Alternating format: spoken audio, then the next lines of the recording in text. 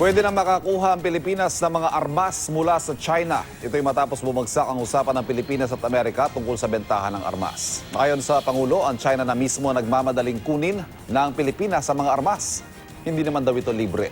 25 taon daw itong babayaran ng Pilipinas. At dahil nakatakdang pumunta sa Cambodia at Singapore si Pangulong Duterte, si Defense Secretary Delfin Lorenzana lang ang pupunta sa China para isapinal ang kasunduan. Nauna lang sinabi ng Pangulo na bukod sa China, kinukonsidera rin niyang kumuha ng mga armas mula sa Russia. Yung China is pressing me na nandyan na yung armas, tatanggapin ko na apurado sila. Hindi na tayo kailangan maghihingi pa sa iba. Terms of payment, another 25 years extension, balibigay na yan. So it's obvious na gustong China magbigay sa atin.